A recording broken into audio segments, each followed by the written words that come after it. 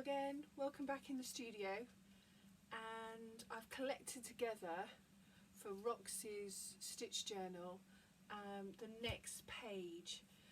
These is the needle punch sort of felt. It's the same stuff that you use inside curtains or bags and things like that. And what I've done is all the pages are 7 by 10, and I've collected the things together. And I'm still using that curtain because I'm using certain things all the way through the journal so that the pages are all similar, and I'll show you some of the previous pages. So that was the reindeer, and then I've got the Christmas tree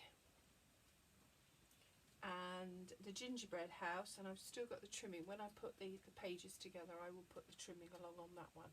So you can see that it's the same sort of colourway that I'm using all the way through. So what I've done is I've collected together the things that I'm going to use for this page. And this page, the prompt is a Christmas wreath. I'm going to do it slightly different because I want it to be quite retro and quite sort of modern in a way, but also quite retro. And I've got a backing square to put the wreath on. I'm going to use the same red trimming, but this time I'm going to use it down the side on top of lace, quite a cotton lace. I haven't got any scallops on this page because I want some of the pages to be using up what I have. So there we go. So then just a piece of lace down the bottom,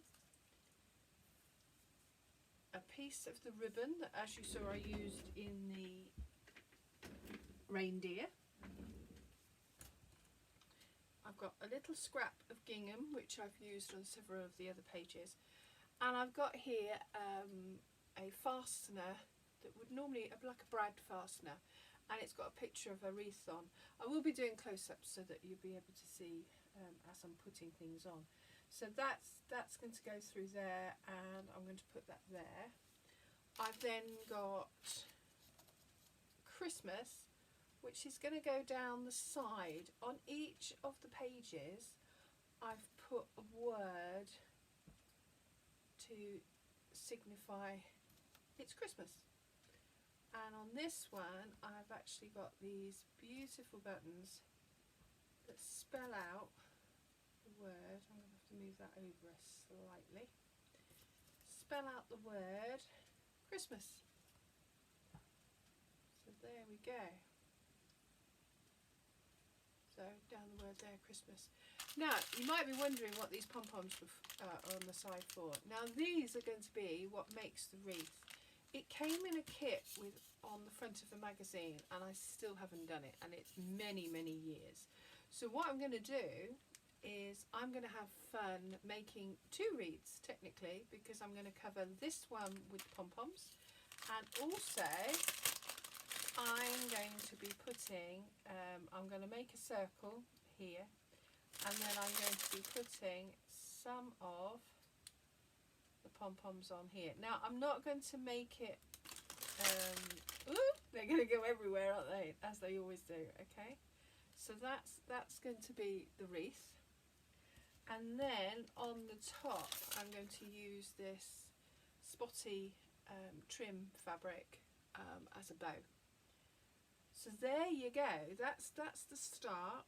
Now what I'm going to go away and do is do some of the stitchery, and across the top here, to put down this first piece of spotty fabric, I'm going to do a whip stitch. So I'm like I did on the gingerbread house, I'm going to put white thread down, and then I'm going to whip it with red, and especially along these sides, because you're going to see it, and you might just see it underneath this lace, and if I move those over you'll definitely see it down the side of the page, which will just add that extra decoration. So this one looks like it's going to be a little bit of fun, and I'll show you as I go through.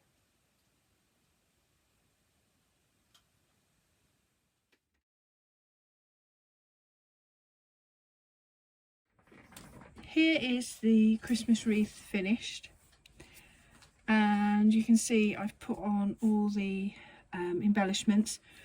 The wreath is actually made out of pom-poms, and I've got the pom-pom ring. It came in a kit. These beautiful pom-poms came in a kit on the front of one of the magazines, the craft magazines, and I kept it, and I knew one day I was going to actually make a wreath. And when I got a chance to do this book, I thought, oh, I'd love to do a pom-pom one. As several of you might know, I have got a pom-pom wreath in the studio that I made several years ago that looks like lots and lots of sweeties, which is fantastic. But this one I then used a Christmas trim and sewed that all the way around, and then put a spotty bow on the top. I might put something up here, but at the moment I'm going to leave it. Might put some glitter on, you know me, might put some glitter on, but I'm so pleased that I managed to do this and this out of the same pom-poms. I've also started to put them together as a book, so you can see, here we go, let me pick off all the little bits. There's the reindeer, and I've put some lace here, down here, and another bit of gingham along there. Continued the pieces across, so they're all stitched down and underneath. I've got the bells to put on yet on here. Here's the Christmas tree.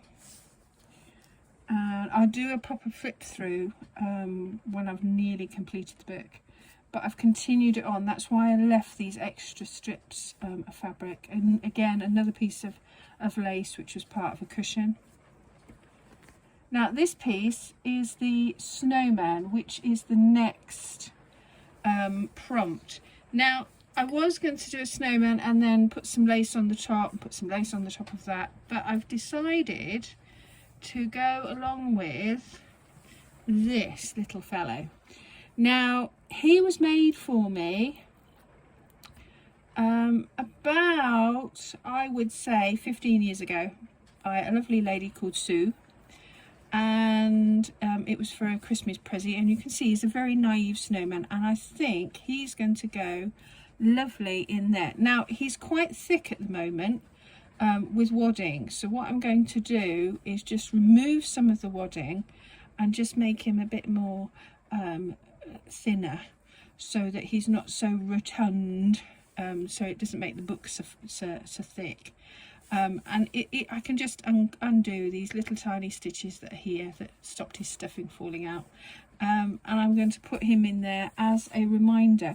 Now I might change his scarf, but I might not, and also I've got to find him another stick, because his stick fell off.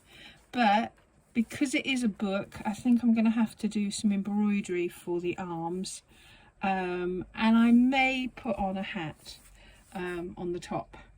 But that's the sort of page so far. So all I've done is I've used the same backing curtain. I've scalloped the edge. I've put this netting with the Christmas trees on the top of that, and then a piece of lace, and I've just left the lace so that I can actually just put that on the top, and it's lovely because it says be warm. But I do think he needs a hat now if he's going in this book, and I think he needs some snowballs. This has got to go that way and fold under there, and then I've got some more stitching to do, and I've got one of those little tiny brads with a snowman on, and I think he'll go up here with a bit of gingham to continue the thing on, the theme on. I might put as well snowballs down the side to continue the sort of edgings that I've been putting on. So I'm going to sort of stop there, go away and do a bit more sewing, and then I'll show you from then on.